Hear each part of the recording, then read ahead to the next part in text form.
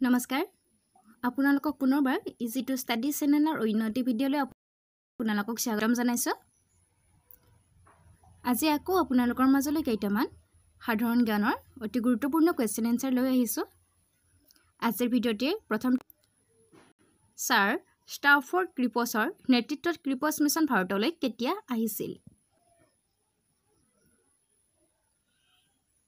অপচনৰ ভিতৰত শুদ্ধ উত্তৰটি হৈছে অপচন নম্বৰ এ 1942 চনত। মনত ৰাখিব, ক্ৰিপছ মিছন 1942 চনত ভাৰতলৈ আহিছিল, যি সময়ত ভাৰত ত্যাগ আন্দোলন চলি আছিল। নেক্সট কুৱেশ্যনটিত আছে, বৈকাল হ্ৰদ ক'ত অৱস্থিত? অপচনৰ ভিতৰত শুদ্ধ উত্তৰটি হৈছে অপচন নম্বৰ এ ৰাছিয়াত। মনত ৰাখিব, বৈকাল হ্ৰদ ৰাছিয়াত অৱস্থিত। নেক্সট কুৱেশ্যনটিত আছে, গৌতম বুদ্ধৰ মহাপৰিনিৰ্বাণৰ সময়ত তলৰ কোনজন মগধৰ ৰজা আছিল? অৰ্থাৎ গৌতম বুদ্ধ যেতিয়া মৃত্যু হৈছিল সেই সময়ত মগধৰ ৰজা কোন আছিল?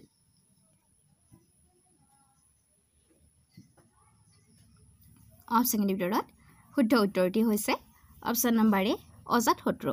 মনত ৰাখিব, গৌতম বুদ্ধৰ মহাপৰিনিৰ্বাণৰ সময়ত মগধৰ ৰজা আছিল অজাতশত্ৰু। নেক্সট কুৱেশ্যনটিত আছে, ৰাছিয়াৰ সংসদক কি নামেৰে জনা যায়? ৰাছিয়াৰ সংসদক কি নামেৰে জনা যায়? অপচনৰ ভিতৰত শুদ্ধ উত্তৰটি হৈছে অপচন নম্বৰ বি ডুমা। মনত ৰাখিব, ৰাছিয়াৰ সংসদক ডুমা নামেৰে জনা যায়। ইয়াৰ লগতে আপোনালোকে মনত ৰাখিব, আমেৰিকাৰ সংসদক কংগ্ৰেছ নামেৰে জনা যায়। নেক্সট কুৱেশ্যনটিত আছে, অসম আৰক্ষীৰ কিমানটা IR অৰ্থাৎ ইণ্ডিয়ান ৰিজাৰ্ভ বেটেলিয়ন আছে? অপচনৰ ভিতৰত শুদ্ধ উত্তৰটি হৈছে অপচন নম্বৰ ডি 9টা। মনত ৰাখিব, অসম আৰক্ষীৰ 9টা IR অৰ্থাৎ ইণ্ডিয়ান ৰিজাৰ্ভ বেটেলিয়ন আছে। নেক্সট কুৱেশ্যনটিত আছে, অসম আৰক্ষীৰ মুখ্য কাৰ্যালয় ক'ত অৱস্থিত? অপচনৰ ভিতৰত শুদ্ধ উত্তৰটি হৈছে অপচন নম্বৰ বি উলুবাৰীত। মনত ৰাখিব, অসম আৰক্ষীৰ মুখ্য কাৰ্যালয় উলুবাৰীত অৱস্থিত। নেক্সট কুৱেশ্যনটিত আছে, অসম আৰক্ষীৰ কামাণ্ডো বেটেলিয়নৰ মুখ্য কাৰ্যালয় ক'ত অৱস্থিত? অসম আৰক্ষীৰ কামাণ্ডো বেটেলিয়নৰ মুখ্য কাৰ্যালয় ক'ত অৱস্থিত?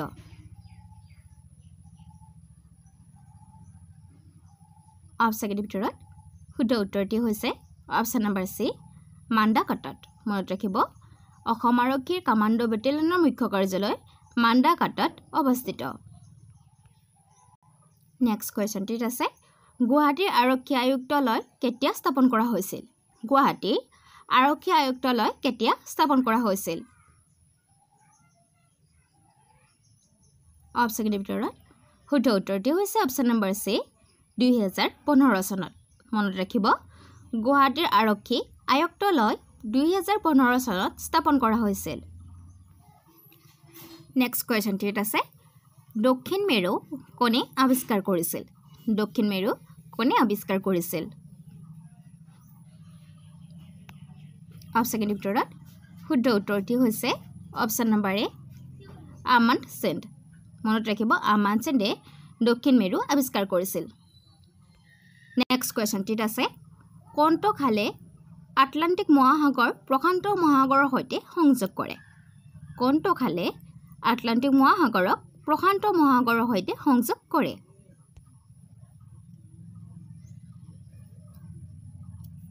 অপচনৰ ভিতৰত শুদ্ধ উত্তৰটি হৈছে অপচন নম্বৰ ডি পানামা খাল।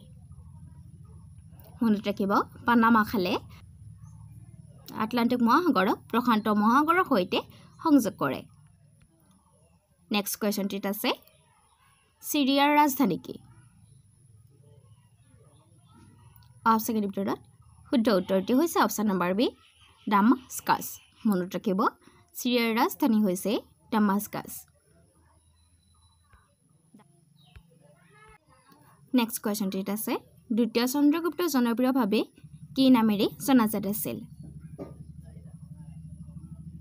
অপচনৰ ভিতৰত শুদ্ধ উত্তৰটি হৈছে অপচন নম্বৰ চি বিক্ৰমাদিত্য মনত ৰাখিব দ্বিতীয় চন্দ্ৰগুপ্ত বিক্ৰমাদিত্য নামেৰে জনপ্ৰিয় আছিল নেক্সট কোৱেশ্চনটিত আছে গংগা আৰু হিন্দু নদী ব্যৱস্থাৰ মাজত জলবিভাজন হোৱা অঞ্চলটো হ'ল অৰ্থাৎ গংগা আৰু হিন্দু নদী ব্যৱস্থাৰ মাজত জলবিভাজন হোৱা অঞ্চলটো কি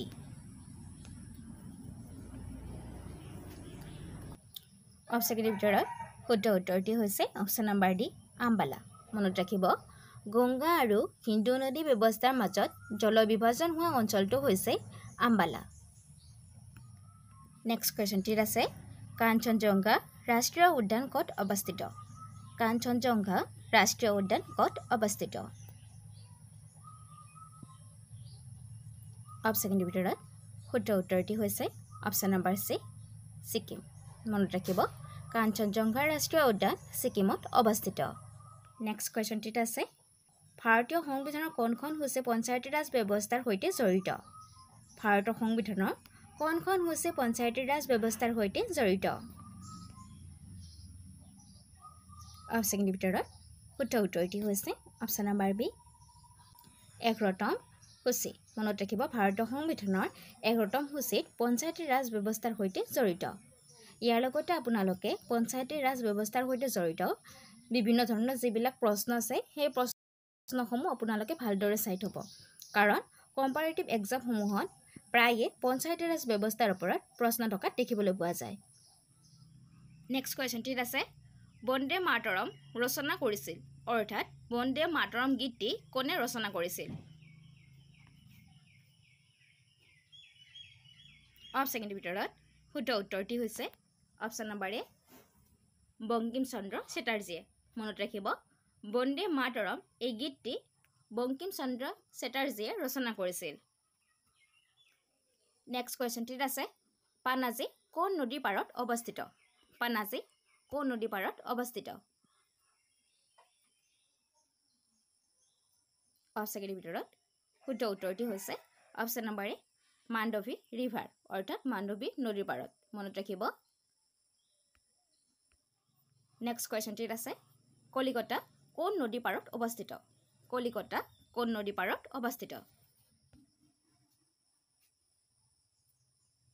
অপচনৰ ভিতৰত শুদ্ধ উত্তৰটি হৈছে অপচন নম্বৰ ডি হুগলী মনত ৰাখিব হুগলী নদীৰ পাৰত কলিকতা অৱস্থিত নেক্সট কোৱেশ্চনটিত আছে চাহ গৱেষণা প্ৰতিষ্ঠান দেশত স্থাপন কৰা হৈছে অৰ্থাৎ চাহ গৱেষণা প্ৰতিষ্ঠান ক'ত স্থাপন কৰা হৈছে অপচনৰ ভিতৰত শুদ্ধ উত্তৰটি হৈছে অপচন নম্বৰ বি যোৰহাটত মনত ৰাখিব চাহ গৱেষণা প্ৰতিষ্ঠান যোৰহাটত স্থাপন কৰা হৈছিল নেক্সট কোৱেশ্চনটিত আছে অসমৰ পোৱামক্কা দেশৰ হৈছে সমাধি অৰ্থাৎ পোৱামক্কা কাৰ সমাধিস্থল অপচনৰ ভিতৰত শুদ্ধ উত্তৰটি হৈছে option number D Pir Giyasuddin Auliya Pir Giyasuddin Auliya মনত ৰাখিব হাজত যি পোৱামক্কা আছে এই পোৱামক্কা পীৰ গিয়াছুদ্দিন আউলিয়াৰ সমাধিস্থল নেক্সট কোৱেশ্চনটিত আছে ডক্টৰ ভূপেন হাজৰিকাৰ পৰিচালিত প্ৰথমখন ছবি হ'ল অৰ্থাৎ ডক্টৰ ভূপেন হাজৰিকাৰ পৰিচালনা কৰা প্ৰথমখন ছবি কি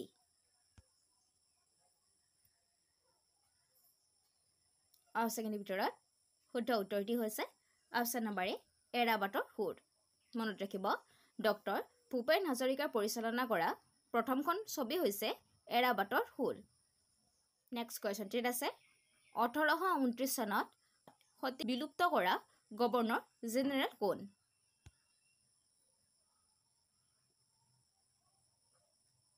অপচনৰ ভিতৰত শুদ্ধ উত্তৰটি হৈছে অপচন নম্বৰ সি উইলিয়াম বেণ্টিং মনত ৰাখিব সতী বিলুপ্ত কৰা গভৰ্ণৰ জেনেৰেল গৰাকী হৈছে উইলিয়াম বেণ্টিং নেক্সট কোৱেশ্চনটিত আছে ভাৰতৰ ৰিজাৰ্ভ বেংকৰ মুখ্য কাৰ্যালয় ক'ত ভাৰতৰ ৰিজাৰ্ভ বেংকৰ মুখ্য কাৰ্যালয় ক'ত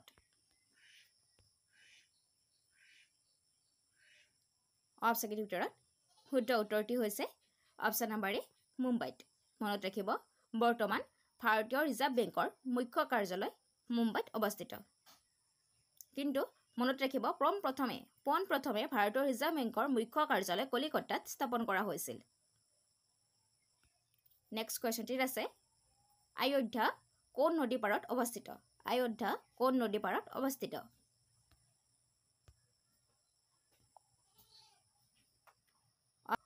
অপচনৰ ভিতৰত শুদ্ধ উত্তৰটি হৈছে অপচন নম্বৰ ডি সাৰায়ু ৰিভাৰ মনত ৰাখিব আয়োধ্যা সাৰায়ু নদীৰ পাৰত অৱস্থিত ইয়াৰ লগতে আপোনালোকে মনত ৰাখিব আয়োধ্যা উত্তৰ প্ৰদেশত অৱস্থিত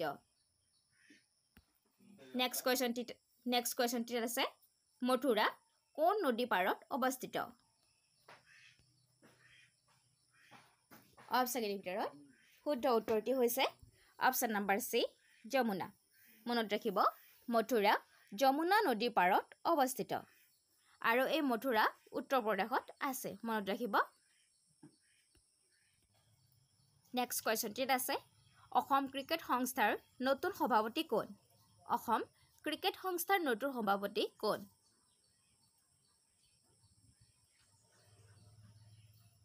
অপচনৰ ভিতৰত শুদ্ধ উত্তৰটি হৈছে অপচন নম্বৰ এ শ্ৰী তৰংগা গগৈ মনত ৰাখিব অসম ক্ৰিকেট সংস্থাৰ নতুন সভাপতি হৈছে তৰংগা গগৈ নেক্সট কুৱেশ্যনটিত আছে অঘৰী আত্মাৰ কাহিনী ডেছ এখন উপন্যাস অৰ্থাৎ অঘৰী আত্মাৰ কাহিনী কাৰ উপন্যাস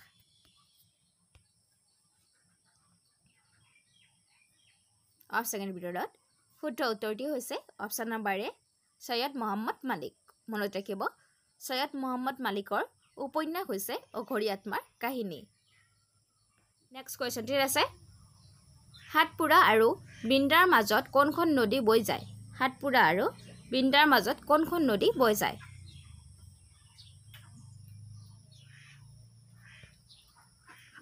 অপচনৰ ভিতৰত শুদ্ধ উত্তৰটি হৈছে অপচন নম্বৰ ডি নৰ্মদা ইয়াৰ লগতে আপোনালোকে যদিহে ইংলিছ গ্ৰামাৰ শিকিব বিচাৰে তেন্তে আসাম গুৰু ইউটিউব চেনেলটো ভিজিট কৰি ল'ব পাৰে আৰু এই চেনেলটোৰ লিংক মই ডিছক্ৰিপশ্যনত দি দিম আপোনালোকে ইচ্ছা কৰিলে বা যদি বিচাৰে তেন্তে ভিজিট কৰি ল'ব পাৰিব